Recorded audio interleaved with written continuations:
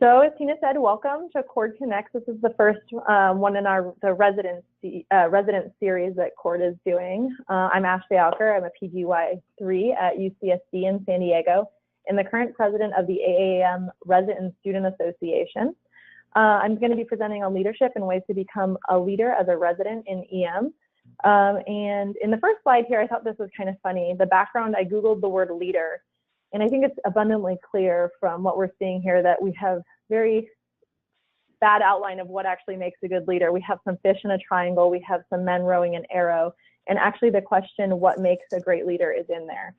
So this presentation is a compilation of all the great ideas from people that are more seasoned leaders that became some of my great inspirations in leadership.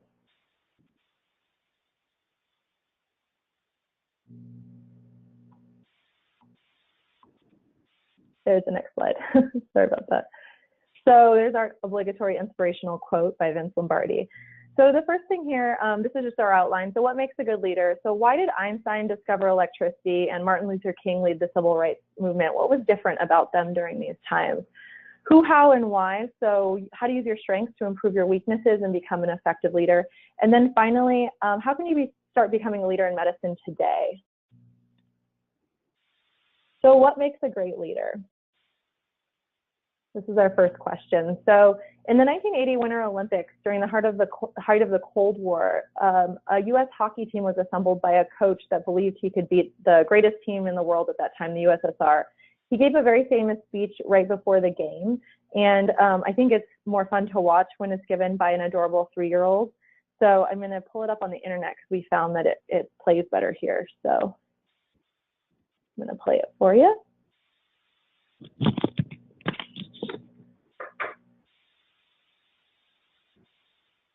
Great moments are born from great opportunities. That's what you have here tonight, boys. That's what you earned here tonight. One game. If we play them 10 times, they might win 9. But not this game. Not tonight.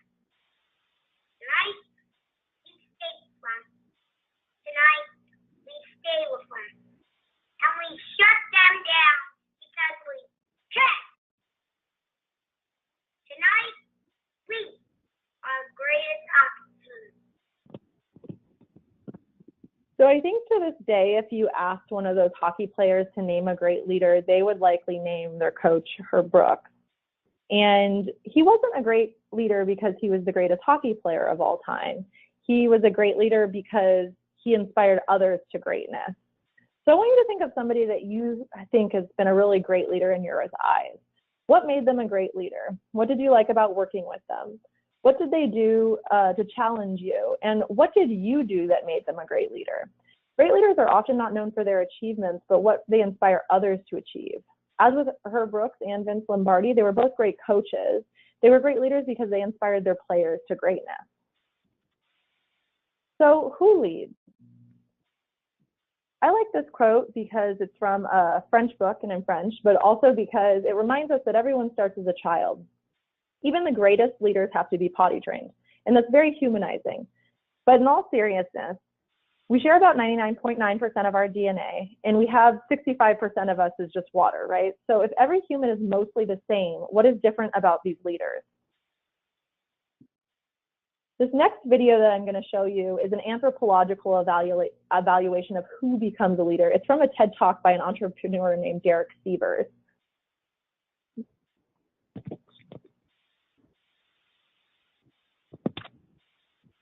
You've learned a lot about leadership and making a movement, then let's watch a movement happen, start to finish, in under 3 minutes, and dissect some lessons. First, of course, a leader needs the guts to stand alone and look ridiculous. But what he's doing is so simple, it's almost instructional. This is key. He must be easy to follow. Now here comes the first follower with a crucial role. He publicly shows everyone else how to follow. Notice how the leader embraces him as an equal. So it's not about the leader anymore. It's about them, plural. Notice how he's calling to his friends to join in. It takes guts to be a first follower. You stand out, you create ridicule yourself. Being a first follower is an underappreciated form of leadership. The first follower transforms a lone nut into a leader. If the leader is the flint, the first follower is the spark that really makes the fire. Now here's the second follower. This is a turning point. It's proof the first has done well. Now it's not a lone nut and it's not two nuts. Three is a crowd and a crowd is news. A movement must be public. Make sure outsiders see more than just the leader. Everyone needs to see the followers because new followers emulate followers, not the leader. Now here come two more people, then three more immediately. Now we've got momentum. This is the tipping point, and now we have a movement.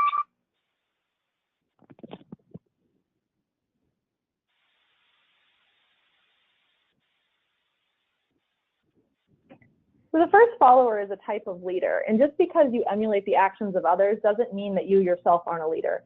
Leadership is earned in the process of expanding a movement, and the first follower is an essential form of leadership. So do you think of yourself as a leader? How many watching or listening think of themselves as a leader? Many of you may not, but why is that? Maybe we need to redefine leadership into something that everyone's more comfortable calling themselves. As a physician, you most certainly are a leader and hopefully on your way to becoming a good leader. You may not even remember a moment when you have impacted others, but you undoubtedly have changed someone's life, and that in itself is leadership. So leadership is a privilege that is constantly earned, and leaders are dedicated to the cultivation and inspiration of others. So an example of this is your daily work in the emergency department. You set the tone for the whole team. When you're having a bad day, everyone's having a bad day. But when you're happy and supportive, you make others rise to the occasion. Do you make your nurses feel respected and appreciated? Do you thank your techs for the work that they do? Do you encourage curiosity in your medical students? Do you support co-residents? Do you think you're attending?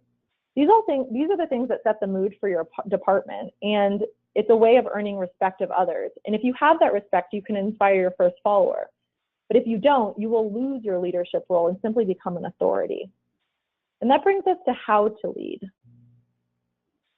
So there's many different styles of leadership, and any style can be a good style. There's a lot of books on this you can read. The point is that a leadership style does not make the leader. What about bad leadership styles? So what makes a bad leader? I'm sure that you can name many qualities that you might think a bad leader would have. So poor communication or poor interpersonal skills, poor patience, weak coping mechanisms, afraid of change. But poor leadership is not caused by these deficits themselves, but a lack of self-awareness and compensation or correction of these weaknesses. So let's talk again about how to be a great leader.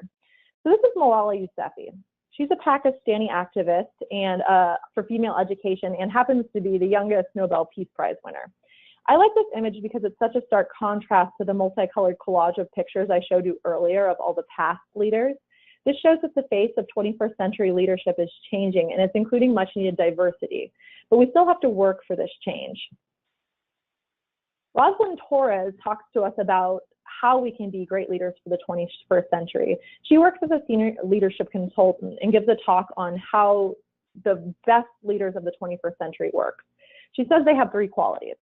The first quality she says they have is that they anticipate change. Are you a person that reacts to change, or are you somebody that is innovative? The second quality is diversity of the network. So what is your capacity to develop relationships with those who are different from you, to cooperate in a shared goal? So this is a big deal because different people from different backgrounds have different solutions, and it's very important in the 21st century to evaluate these. And then finally, what is your capacity to abandon conventions, specifically those that have made you successful in the past? You can't be afraid to fail better. But being a great leader is not only about your skillfulness in the workplace. To lead, people have to want to follow you. And to be a great leader, people must love to follow you. And this is something that Simon Sinek talks about. And I really like him. He's an author, and he talks a lot about leadership. So he says that leadership is more than just having skillfulness and ideas. You have to have people that want you to lead them. So in a talk he gives, he talks about a CEO of a company named NextJump. His name is Charlie Kim. And Charlie Kim has created something called lifetime employment at his company. So his thinking is this: if your family fell on hard times, you wouldn't lay off one of your kids, so why would you do it to one of your employees? So using this point, they do not fire people at this company, they coach them. So Charlie Kim sounds like somebody that would be great to work for. I'd love to work for him. Who wouldn't you want to work for? How about the Equifax CEOs?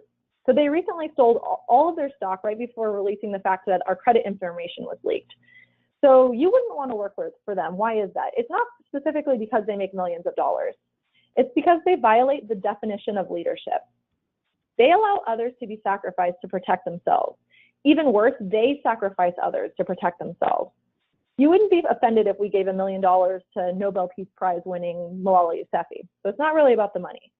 Great leaders don't sacrifice their people, they sacrifice themselves. And when people feel safe and protective, by their leadership, they will protect each other and they protect the common goal that the leader has created. So authority does not equal leadership. Senior rank does not equal leadership, it equals authority. Leadership is an action, not a rank. Leaders go first, they take risks before anyone else, and they choose to sacrifice for their people in order to gain respect. The natural response to this type of leadership is that those supporting you will sacrifice to bring your vision to life. And that brings us to why lead. So what drives people to leadership? There are many reasons to lead. Some good reasons include someone with a belief, someone with a purpose, someone who wants the voices of others to be heard, noting that leadership has nothing to do with getting your voice heard. Someone that wants to work for others, or someone that wants a change. These are all great reasons to lead and ways to really ignite great leadership. These leaders all have a why. And this brings us again to a point that Simon Sinek makes on creating the why. So he talks about computer companies. He says this: everyone knows what a company does, right? If you work for a company, you should know what they do. Less people will know how they do it, and very few people will know why they do it. And he creates this chart on the left-hand side of the computer that is basically kind of like a bullseye. And he says that people in most companies will work from the outside in. Everyone knows the what, few know the how, even less know the why. An example of a slogan from a company like this goes like this: we make great computers. They're beautifully designed, innovative, and user-friendly. So Simon argues that great companies and a great person in a leadership role would work from the inside out. They start with the why. An example of this is how a company like Apple might work. And this is how their slogan might go: we believe in thinking differently.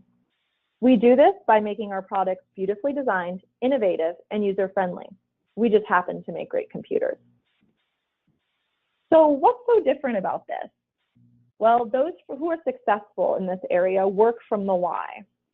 And it works because of this. People don't buy what a company does. Most companies making electronics make computers. There's hundreds of them, right? But you buy why they do it. No one makes computers like Apple. The goal is not to do business with people who have what you need, but to do business with people who believe what you believe. People buy the why.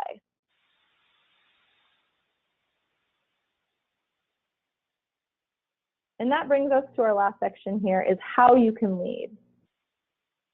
So now that I've outlined ways to become a great leader using some theories from people that have inspired me in leadership, I'm going to show you how you can become a leader in emergency medicine as a resident today.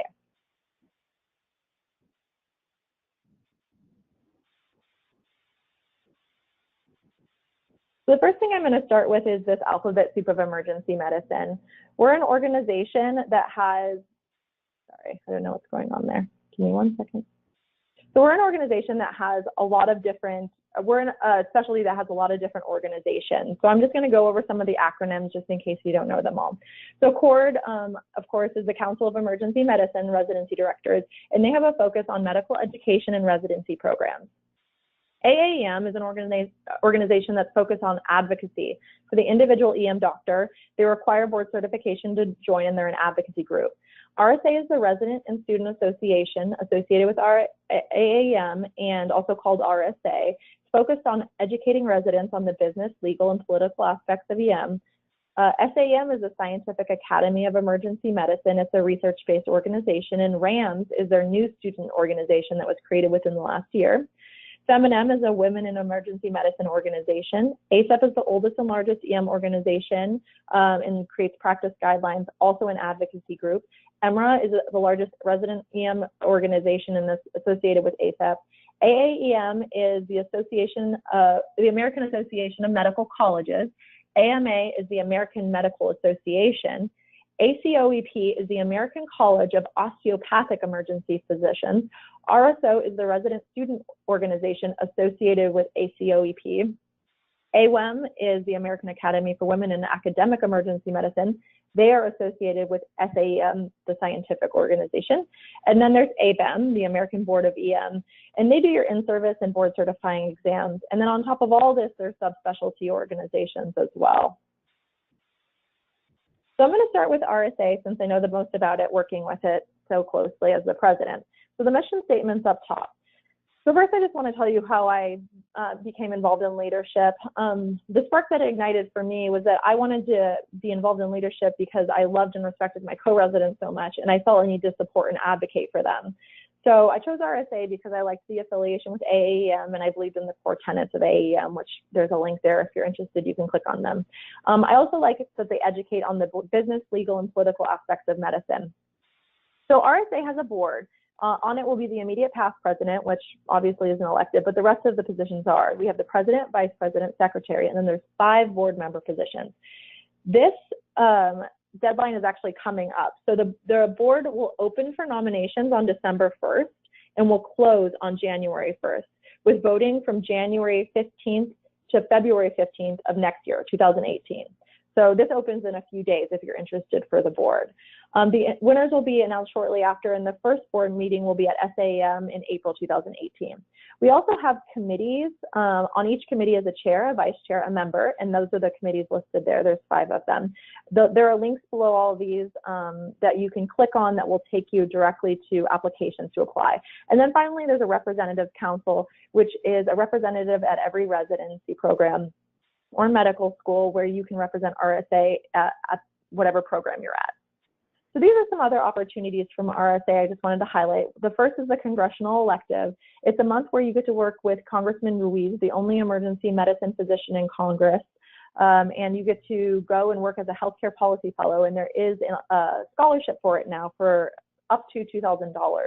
There's also writing opportunities. You can write for the blog. You can become a WestGem section editor.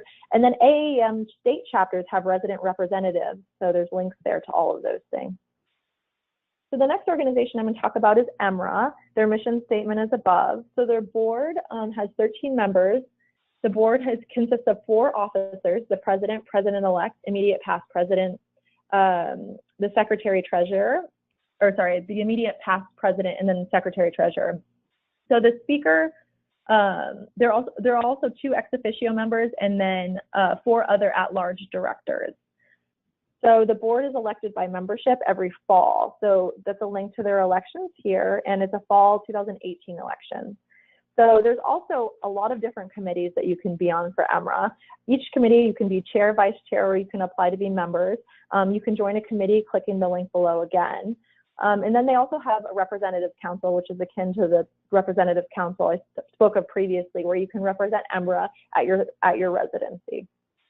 So these are some other really cool EMRA leadership opportunities that I liked. So there's the Leadership and Advocacy Conference that has happened in DC in the past, and I think generally happens in the spring. You can submit articles to their EM resident blog. You can apply for a local action grant. This is money to do an EM-related activity and outreach in your community. And there's, of course, local chapters as well. So Cal EMRA, I highlighted this because their nominations are coming up. They're due December 18th. So if you wanted to look into that, there's the deadline. The next group I'm going to talk about is RAMS. This is the new SAEM resident and medical student organization. Their mission statement is there. On their board, they have their immediate past president, which won't be elected, and then the president, secretary, treasurer, and 7 at-large board member positions. So their deadline to join was unfortunately yesterday. I'm not sure if you emailed them and were interested, if there would be any way to apply for this year since the deadline's passed, but for next year it might be around the same time, but something to look for. And then they have their committees, a lot about research and education, and then there you can join using the committee link. And then finally, we have RSO. This is the resident student organization associated with ACOEP. They have their board members as listed there, 3 of which are medical students. Fall elections were last October 23rd were their nominations, and then November 2006, I believe, was when their elections happened. So I think it'll probably be around the same time next year if there aren't any changes. And then they have the ACOP committees, and you can click there to look through those committees as well. And these are some other leadership opportunities from some of the other organizations that I had mentioned on that first alphabet soup slide. They all have a lot of great opportunities for both attendings and residents. So if you were interested after residency, you could definitely look at these as well. So just in summary today, what makes a good leader? Leaders inspire others to greatness. The who, how, and why. Who is anyone can lead, but great leaders are very rare. How is leaders go first. Authority does not equal leadership. Leaders make sacrifices for others, so remember that. And then the why, whatever it is, you need to find one because people buy the why. And then finally, how can you become a leader in medicine? So remember that leaders aren't born, they're made through hard work. So you have lots of opportunities. So hopefully today we've made some leaders, and I hope you protect, support, and inspire others in your leadership roles. And maybe next time I Google image leader, your picture will show up. And I just wanted to note that this presentation is dedicated in memory of a great leader in emergency medicine that we've lost, Dr. Kevin Rogers. Thank you. Ashely, that was great. One of the things that I think that's really difficult for sometimes residents to see themselves in a leadership role. How do you tell residents? I mean, how do you coach residents who are still developing their clinical skills to recognize that they actually have a lot to contribute to the larger group? Well, one thing is I think that we have a unique perspective, especially in protecting and, doing things for each other within the residency group. So I think that was one way that I convinced myself that I could be a leader, was that I thought that I had the time and the passion to go out and do things in order to help those that were in the same group as me in residency. And then that expanded. I met residents from other residency, and I was like, this is a great opportunity for leadership because it's meaningful for me being able to do things for others. So I think if you just find why you're doing something, it helps you kind of get over that feeling of inadequacy in leadership. So have a mission. Know what your mission is so that you don't have that negative self-talk, or that you don't talk yourself out of being in a leadership position. Definitely.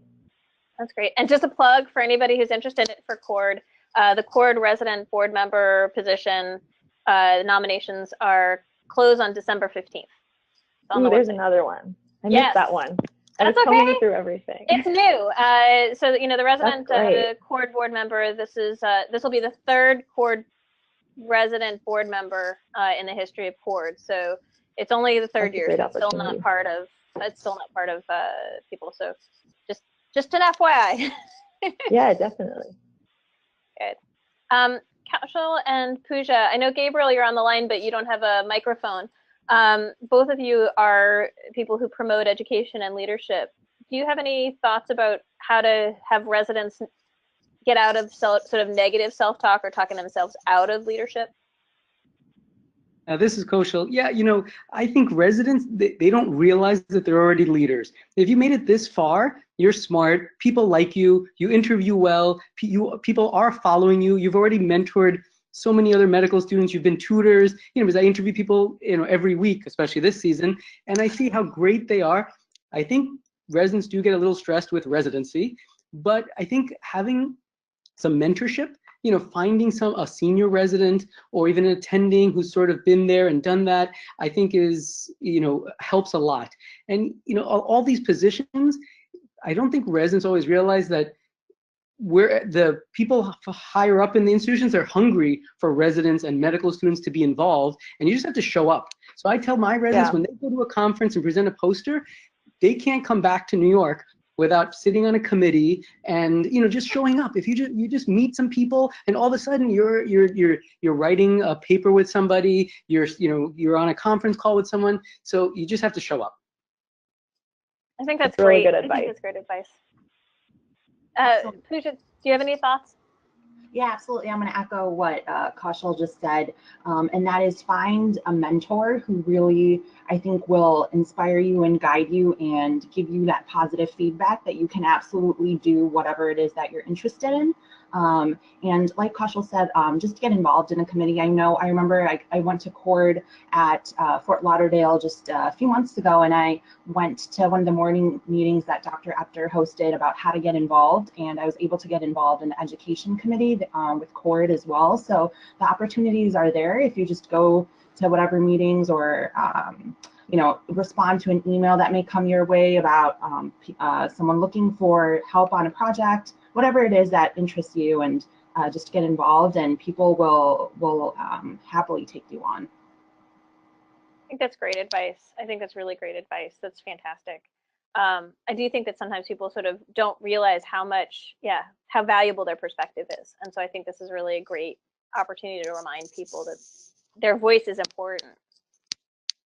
And along those same lines, I just want to add that you don't have to wait to be inspired by something. You don't have to find like the perfect thing for you. I think just, say yes to stuff, just show up, and it may not be for you, then try something else. But if you keep waiting for that aha moment, it might not happen. And one of the things you were saying, I don't know if anyone's familiar with Carol Dweck and the mindset mentality of the fact is most of us are not natural born to anything. And that much of what we do is comes out with, it's perseverance. It's perseverance, and it's a willingness to try. And inevitably,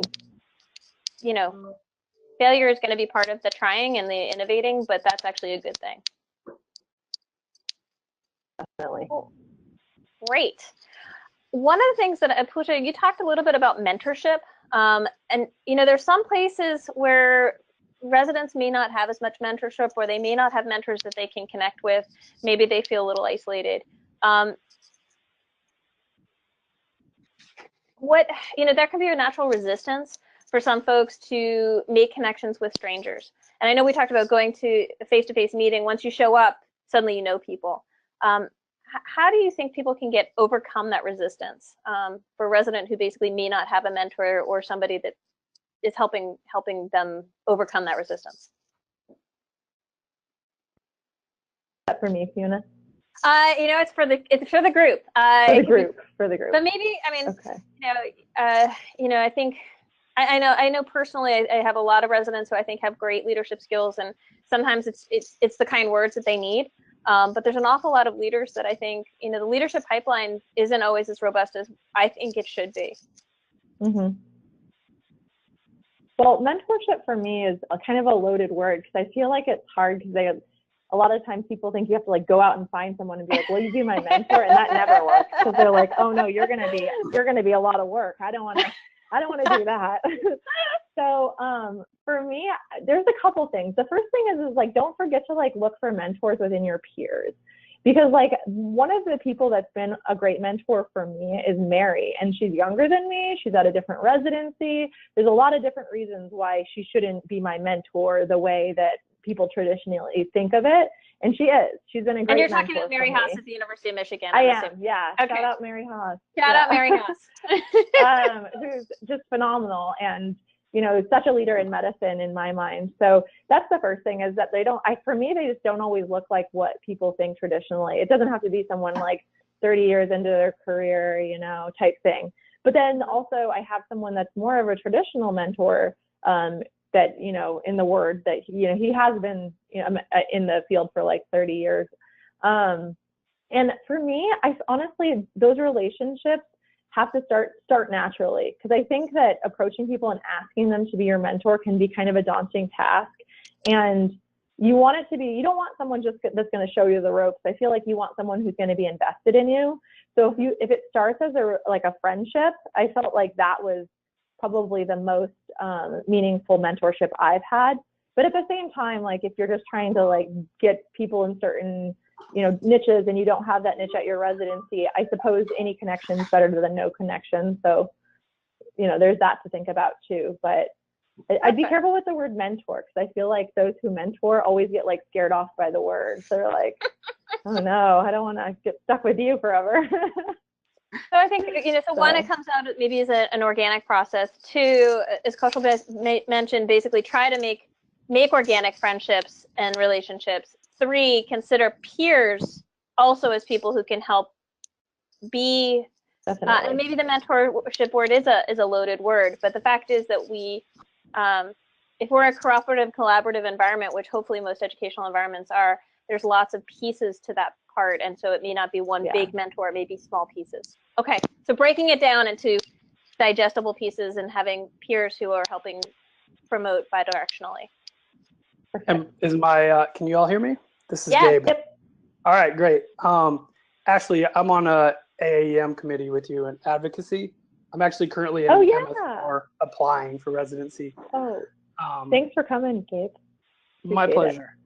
So, you asked the question about mentors, like, oh man, this is absolutely how I came about my mentors, just kind of piecing them together, because my school doesn't really have a strong, connecting you with a mentor. So AEM has been awesome at connecting me with people, and I kind of found my own mentors there. And then fellow classmates who paved the way have been excellent at just giving me advice. And Mary Haas as well is an awesome person, and she's been a great mentor to me. Shout out, Mary. But, yeah, right. Here you go. So I think I think that you can pick up mentorship everywhere, and it doesn't, like you said, it doesn't have to be that official relationship. You can get tips and pointers all over, as long as you're open to listening. I think that's a really good point. The official relationship comes unofficially, I think. Yes. I think it's something that develops. I totally agree with you. Mm-hmm. Mm-hmm. I think that makes sense. The organic process, and also sort of a natural affinity. Great. One thing I tell my residents is that they should, find a faculty member that they, kind of enjoy working with, or they have some similar interests, and just say, hey, can we meet for a bit? Can I buy you a coffee? Because as a resident, you'll never pay for that coffee. The attending will always buy you the lunch, and so you kind of trick them. Or it might just be an email. Start with an email, say I have a question, and then can we meet for a bit? And then next thing you know, they become your mentor. And they might not, but you got to keep trying. Mm-hmm. And that organic process, you're right. I think it resonates. That's a fantastic trick. That is a fantastic trick. I've never used that yet. The third year, come on. Genius. And when you send people to conferences, do you have like a number of people that they need to talk to as potential network folks? No, I've heard that before, but they know from day one. I tell them that they need to get out there. So, we kind of force leadership on people by just telling them that because I also know that they're all super capable. And I do think that, planting the seed that they have to believe in themselves, and that they can go after even a major ACEP lecture, where the whole room is full. If you go up to that person afterwards and be like, that was a great talk, and then throw in a question, or, just something, or, do you recommend a book I can read on this topic? All of a sudden, they'll remember you. I was surprised when I was a resident and I'd meet faculty who I thought were just gods, like Amal Matu, and then the next conference would notice me in the, in the room or something and be like, hey, how are you? People are much more approachable, especially in emergency medicine, than people realize. Mm-hmm. Yeah, we have a great specialty too that helps. And I'm going to echo what Kaushal just said too. I think that really goes along with the idea that just start small. So you may not be thrusted into a position of leadership right away, but it's important to maybe just join a committee as a member, and then that opportunity will come along to then perhaps become the leader of that committee, and then go on to become the president of that organization, whatever it may be. So try to just figure out how you can just get easily involved. Start off within maybe an easy time commitment, something that won't take away too much of your free time, and then just start to slowly build up. And I think you'll find something that will resonate with your interests. I think that's great advice. Yeah, that's kind of how I did it too. I feel like it's a good way to do it, especially in residency when you don't have a lot of time. And then also it lets you try things without getting overcommitted and making sure you're interested in them. So I think that's a great way to do it, Pooja. So you mentioned something. Oh, go ahead. Sorry, I have a question that really anyone could answer, but as someone who's new, relatively young in emergency medicine and working toward becoming a leader. I'm a member of a few committees with AAEM, and I see there's all of these other organizations out there. Would you recommend that if you have a nice comfort spot and you're happy where you are, to stick with that and try and build within, or branch out, or any specific recommendations? It depends on what you want to do specifically. I like, a lot of people do things in multiple organizations, first of all. So back to Mary. She works with CORD, she works with RSA, she works with FemIM. She is now working with the Airway people. So, you can do a lot, you can work with different organizations. And I think that helps the organizations then be collaborative, which I really like. And then also, it depends what level of leadership you want to do. I think if you want to be like in charge of an organization like EMRA or RSA, that you should maybe get involved, or RSO or RAMS, get involved with those organizations. The parent organizations, I think of a lot of them, like I know EMRA is separate from ACEP, like organization-wise, and RSA is separate from AAM, like as in their independent organization. So if you want to be involved in like running a board, being on a board, the only way to do that in residency is to get on the resident organization. So I guess it depends what level you want to go to with it. And if you want to be on a board, I would join an organization that has a spot for it, I guess. Because the only way to be on, for instance, AAM's board is as the RSA president, as a resident. You can be on committees that are owned by AAM as a resident, which are separate from the RSA committees. And same with EMRA. Their committees in EMRA are separate from the ACEP committees. But then ACEP committees will often have, like, as well as AAM committees will have residents on them as well. So you just have to kind of know what path you want to take, so you know kind of where to focus your efforts, maybe. I think you also have to be realistic about your time. Yeah. I mean, I think, I think it's great to be involved with multiple organizations. I think all of the organizations that have been mentioned are fantastic. But the one thing you have to be really cautious about is that, especially when you're not a known entity, that if you overcommit and underdeliver, that is not how you want to establish your own career. So, I'm going to take the counter of that. I would say, do as much as your bandwidth allows you to do, and then you can slowly decide, like where you see growth, then you start investing more time in that, and then you have to drop things eventually. But it's hard to know. You don't want to put all your eggs in one basket, because it just might not work, and there might not be the right people you're working with, and just might not be exciting for you. I would say do as much as you can without, not delivering, and then over time you automatically know where to invest your time. And that's great advice. That's important. You should push yourself. Yeah. Great. Thank you. Cool. All right. Well, that's fantastic. Ashely, I really have to say, I honestly have to say, I'm so impressed with residents now. I just feel like everybody's much more sophisticated and much more aware of what they have to contribute as residents nowadays than they used to. Well, thanks. My residents appreciate that. But thank you so much for presenting today. I think it's wonderful. Thanks for having me. Great. Thank you. And thanks for coming, everyone. I really appreciate it. Thanks, everyone. Thank you, Fiona.